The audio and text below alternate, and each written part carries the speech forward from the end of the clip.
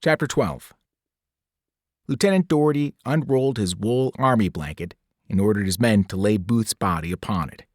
With needle and thread provided by the Garretts, he sewed the blanket closed around the assassin's corpse. Soldiers heaved the corpse like a sack of corn onto the wagon that would bring the body to its first stop on the journey back to Washington. The body was transferred from the wagon to a rowboat, then to a steamboat, which would then take them north to Washington. Conger rode ahead of the body, rushing to be the first of the manhunters to tell Stanton that Booth had been found and killed. He also hoped to precede the rest of the cavalry and stake the first claim to the reward money. Conger and Baker laid out Booth's possessions on a table. Stanton picked up the diary, then the compass. The hunt was over. To be absolutely certain the body was Booth's, Stanton ordered an inquest and autopsy. A few people were allowed to see the corpse for the purposes of identification. The cause of death was easily determined: gunshot via a single bullet through the neck. Stanton had Booth's corpse photographed. News of Booth's death traveled across the nation by telegraph, and newspapers rushed to print stories filled with the details of the manhunt's climax at Garrett's farm. Reporters seeking a great story sought to uncover the final act of Booth's life, the disposal of the assassin's remains. Luther Baker refused to reveal the body's location. After staging a false burial at sea to throw the press off the trail, Booth's body was buried in a simple crate in an unmarked grave at the old Arsenal Penitentiary. His fellow conspirators would soon join him there. Chapter 13.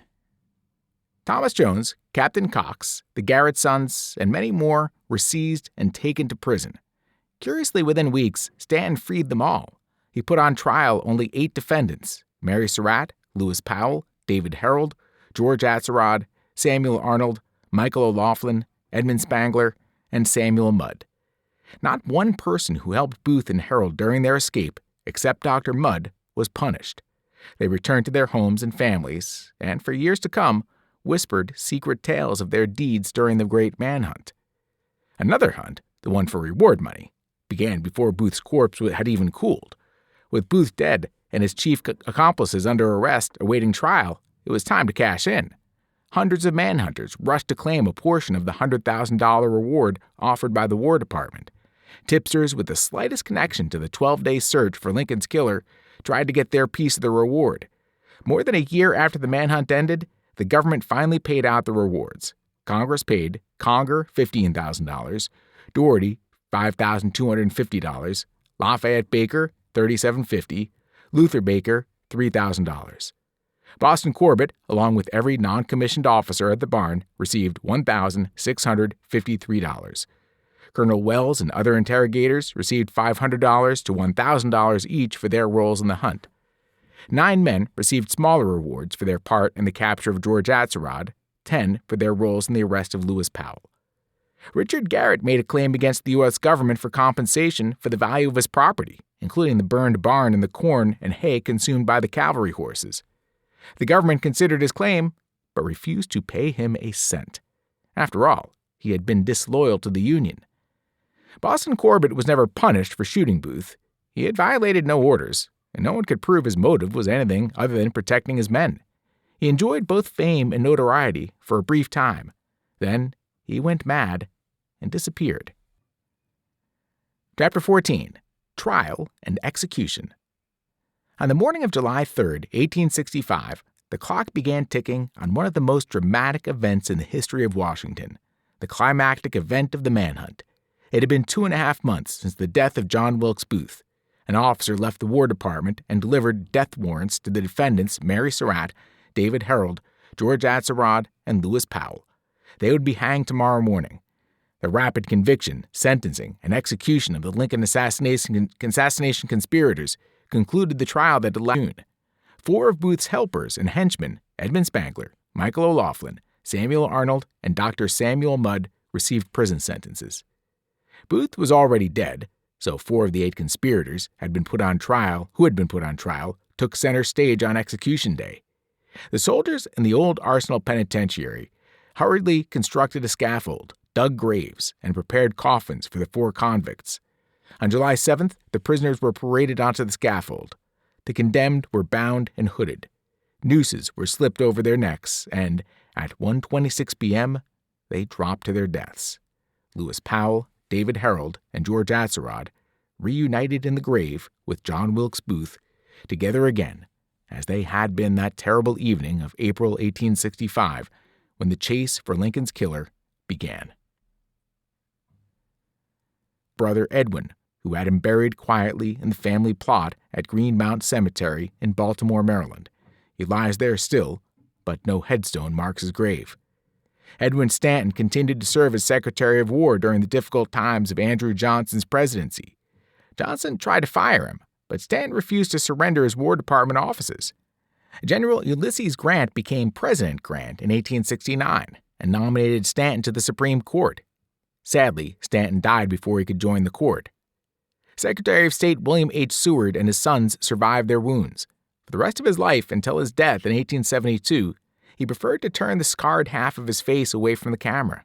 Sadly, 2 months after the Lincoln assassination, Seward's wife died. The following year, his daughter Fanny died from tuberculosis. Clara Harris and Henry Rathbone married, but 18 years later, he went insane and murdered her, using a gun and knife, the same type of weapons Booth carried the night he killed Abraham Lincoln.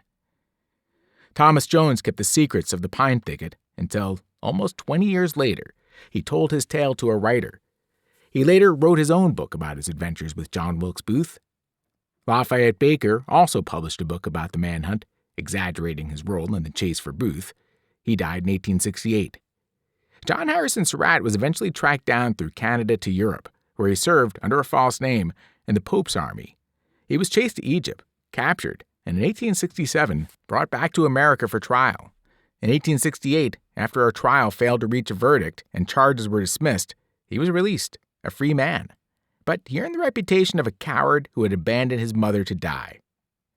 Dr. Samuel A. Mudd was imprisoned in Florida, but his sentence was commuted by President Johnson, partly for assistance during an outbreak of illness in the prison. He returned to his farm in 1869. Before he died in 1883, he confessed to Samuel Cox, Jr. that he had known all along that the injured stranger at his door was John Wilkes Booth. Ford's Theater, restored in the 1860s after serving as a government office building, lives again as a museum and working playhouse. Presidents come here again to attend plays, but out of respect for Abraham Lincoln, none sits in the president's box. The restoration of the theater was meant as a tribute to Abraham Lincoln, but Ford's has also become a memorial to his assassin. If Booth could return today to the scene of his crime and visit, as 1 million visitors do every year, the basement museum at Ford's, he might conclude from what he found there that it was again April 14, 1865. He would find preserved in climate-controlled, shatter-proof display cases the prized relics of the assassination, the original door to the president's box, its peephole still luring curious eyes, his revolvers and knives, the carbine Booth and Herold picked up on their midnight run to Surratt's Tavern, his whistle and keys, photos of his sweethearts, his pocket diary, its pages still open as if awaiting another entry, his Derringer pistol, and resting in its velvet-lined box, his pocket compass, which guided him during his dangerous days on the run.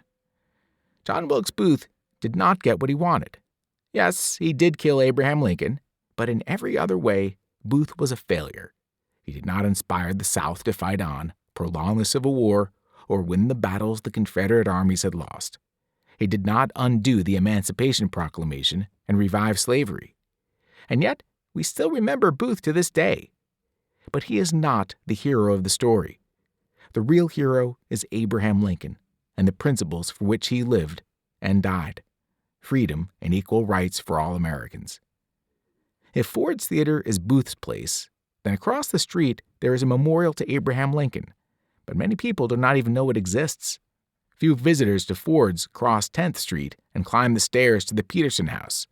If you go there today, you can walk to the tiny back bedroom and stand in the same place where Lincoln's family and friends once stood around his deathbed, bidding him farewell, but vowing to continue his unfinished work. And now that really is the end of Chasing Lincoln's Killer. Hope you all enjoyed it. Thanks for sticking around to the end. And if there's something else you'd like to hear, feel free to shoot me a message down in the comments.